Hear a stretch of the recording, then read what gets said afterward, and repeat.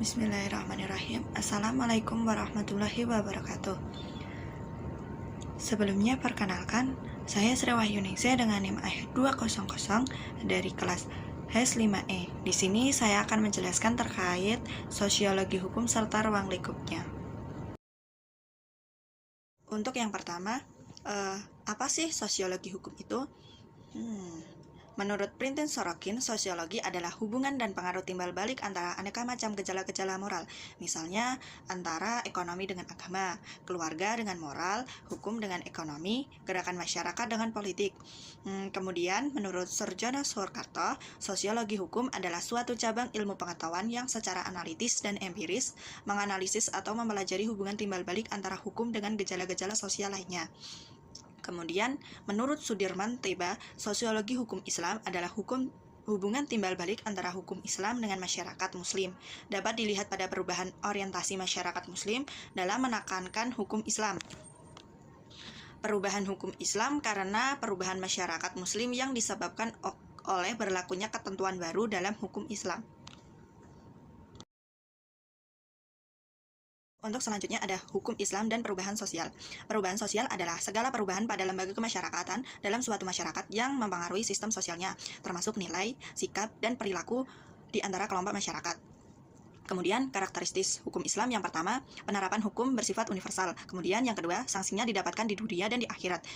Kemudian, unsur konsep perubahan sosial, itu ada 3. Yang pertama, perubahan sistem sosial dalam arti struktur sosial yang berlaku. Kemudian, yang kedua, perubahan pola interaksi sosial. Dan yang terakhir, perubahan sistem nilai dan norma sosial. Yuridis empiris dan yuridis normatif. Apa sih yuridis empiris itu?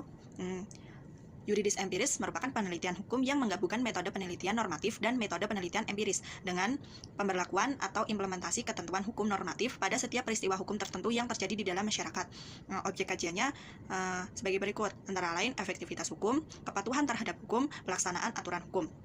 Sedangkan penelitian atau yuridis empiris merupakan pendekatan dalam arti menelaah kaidah-kaidah atau norma-norma dan aturan-aturan yang berhubungan dengan tindak pidana kesusilaan dengan cara studi kepustakaan library research. Objek kajiannya antara lain norma dasar, asas-asas hukum, peraturan perundang-undangan, doktrin. Untuk selanjutnya ada mazhab pemikiran hukum atau positivisme. Mazhab hukum positivisme menurut Hans Kelsen yang diikuti Lili Rashidin merupakan suatu teori tentang hukum yang senyatanya dan tidak mempersoalkan senyatanya itu, yakni apakah senyatanya itu adil atau tidak adil. Selain itu, dapat dikatakan bahwa hukum positif merupakan kebalikan dari hukum alam. Dalam mazhab pemikiran hukum positivisme terdapat 2 corak aliran. Yang pertama, aliran hukum positivisme analitis, dan yang kedua, positivisme pragmatis. Analisis hukum positif analitis menurut John Austin mendefinisikan hukum sebagai suatu aturan yang ditentukan untuk membimbing makhluk berakal oleh makhluk berakal yang telah memiliki kekuatan mengalahkannya. Kemudian, positivisme pragmatis merupakan pendekatan ini pada problem-problemnya hukum adalah tidak mengikuti apa yang tercatat di dalam kertas.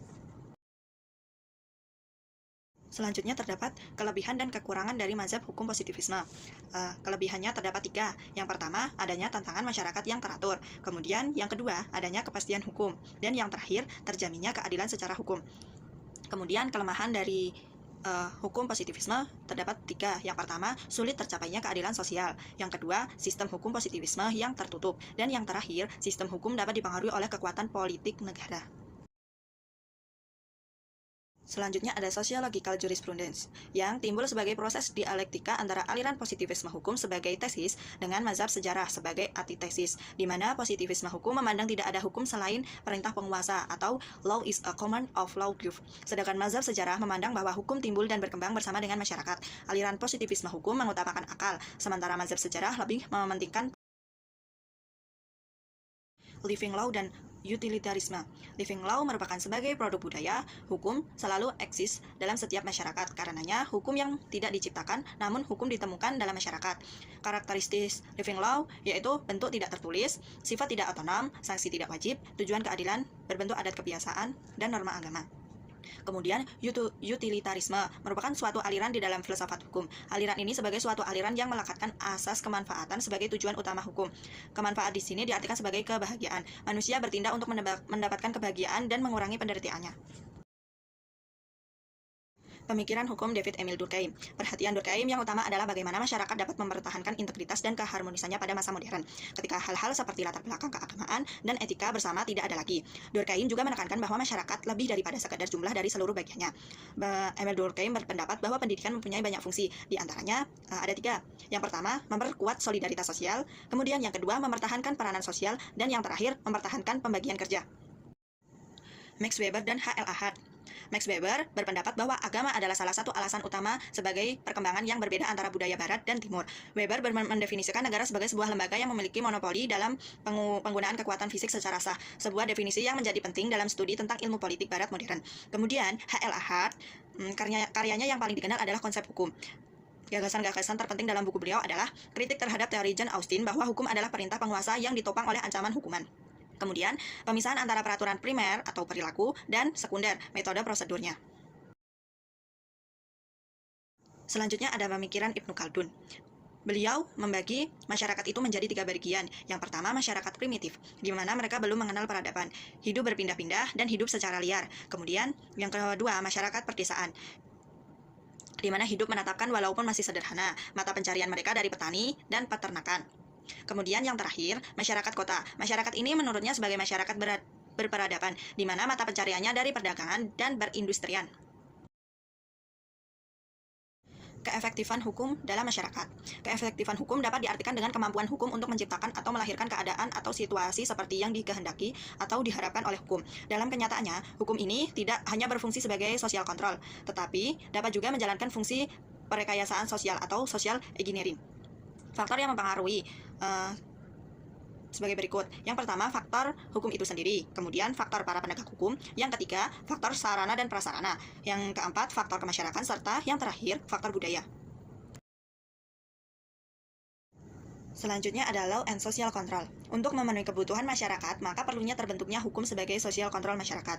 Diartikan sebagai pengawasan oleh masyarakat terhadap jalannya pemerintahan.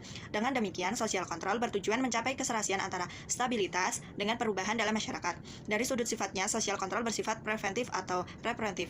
Preventif merupakan usaha pencegahan terhadap terjadinya gangguan kepastian dan keadilan. Berfungsi membentuk kaidah baru yang menggantikan kaidah lama. Hukum sendiri memiliki fungsi. Yang pertama, hukum berfungsi sebagai sarana sosial kontrol atau pengendalian sosial. Kemudian yang kedua, hukum berfungsi sebagai sarana sosial engineering. Hukum progresif. Gagasan tentang hukum progresif pertama kali dikemukakan oleh Prof. Dr. Andes Sajipto Raharjo di era tahun 2000. Gagasan tersebut muncul karena adanya keprihatinan terhadap keterpurukan dan ketidakpuasan publik terhadap kinerja hukum dan pengadilan.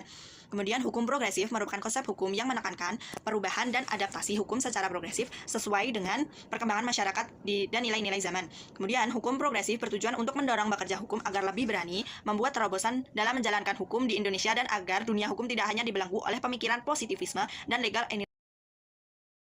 Studi sosial legal atau studi hukum dan masyarakat merupakan pendekatan interdisipliner untuk menganalisis hukum, fenomena hukum, dan hubungan antara ini dan masyarakat luas. Pekerjaan teoritis dan empiris disetarakan. Kemudian esensi social legal studies adalah menjawab dan menjelaskan berbagai persoalan hukum dengan pendekatan teoritis dan metodologis yang interdisiplin. Telah banyak isu hukum di Indonesia yang dikaji sejak 1991 hingga sekarang dengan metode sosial legal. Misalnya, isu budaya dan perubahan hukum, pembangunan hukum, reformasi hukum, pluralisme hukum, serta gender dan hukum. Harapan saya, setelah mempelajari mata kuliah sosiologi hukum, saya berharap mata kuliah sosiologi hukum ini dapat memberikan saya pemahaman yang mendalam tentang bagaimana hukum membentuk dan dipengaruhi oleh masyarakat. Selain itu, saya ingin mendapat menganalisis berbagai isu sosial kontemporer melalui lensa sosiologi hukum. Salah satu kritik terhadap perkuliahan sosiologi hukum adalah banyak mahasiswa yang kurang persiapan dalam sebelum diskusi. Akibatnya, mahasiswa kesulitan dan memberikan kontribusi yang berarti. Setelah mempelajari sosiologi hukum, saya dapat belajar bahwa hukum bukanlah sekadar aturan tertulis, tapi merupakan cerminan dari nilai-nilai, norma, dan kepastian hukum yang berlaku pada suatu waktu dan tempat tertentu. Sekian penjelasan dari saya, kurang lebihnya mohon maaf. Terima kasih. Wassalamualaikum warahmatullahi wabarakatuh.